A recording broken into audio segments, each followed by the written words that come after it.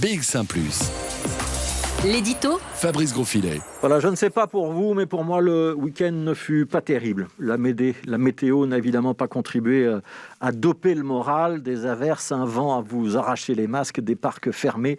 Quand tout rassemblement intérieur reste interdit, c'est plus que jamais la météo qui, de nos vies sociales, donne le tempo.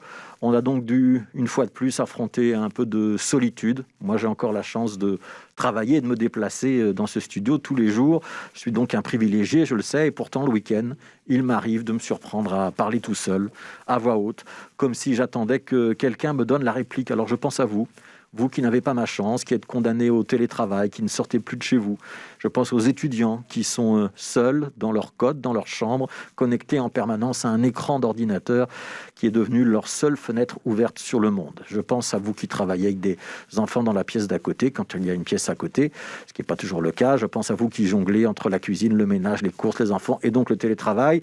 Et je pense aussi à ceux qui n'ont ni télétravail ni travail, qui l'ont perdu, pour qui le dimanche est un jour comme les autres, un jour d'inactivité, d'ennui, d'attente, de crainte aussi. Parce qu'on ne sait pas si la fin du mois, on pourra payer son loyer, et on ne parle pas ici de l'absence de loisirs, de vacances, de projets. Quand on parle de donner des perspectives, c'est un slogan très général.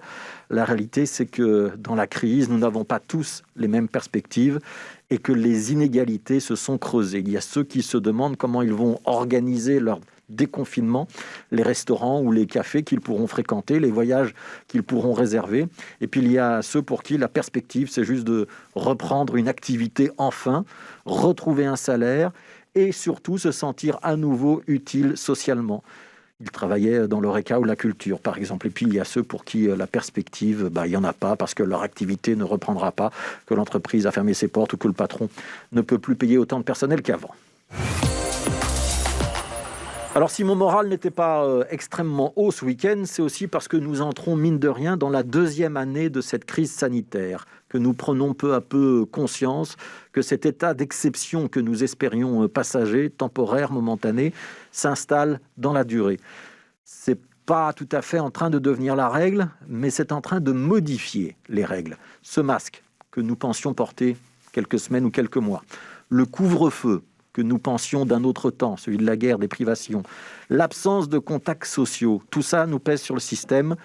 Ce manque de joie qui pousse la jeunesse au désespoir ou à la révolte aussi. Et je pense donc à vous qui êtes jeunes, qui êtes privés de fêtes, de guindailles, des premiers émois, des premiers flirts. Je pense à vous qui êtes séparés de votre famille. Je pense à vous qui avez des parents à l'hôpital, en maison de repos, qui ne pouvaient pas les voir. Je pense à vous qui êtes grands-parents et ne pouvez pas voir vos petits-enfants. Je pense à vous qui êtes malades. Vous avez le coronavirus, vous devez vous isoler.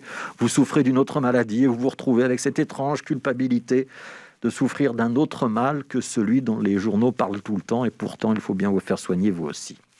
Alors ce matin, il y avait une opération escargot autour de Bruxelles, et on comprend très bien ce ras-le-bol, cet appel à l'aide. Aujourd'hui, donc plutôt les restaurateurs ou le secteur événementiel qui ralentissent la circulation. Il y a 2 jours, samedi, plutôt la culture qui était de nouveau dans les rues. Je pense donc aussi à ces artistes qui sont privés de public, à ces jeunes qui sortent du conservatoire et vont devoir attendre 2, 3 ans, peut-être plus, avant de monter leur premier spectacle parce qu'il va y avoir embouteillage chez les programmateurs. Je pense à nos contrariétés, nos tristesses, nos disparus, nos angoisses.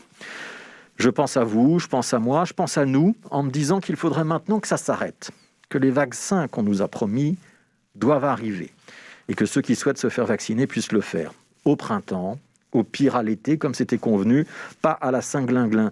Parce que même si la vie ne reprendra peut-être pas exactement comme avant, il faudrait qu'elle reprenne un peu quand même.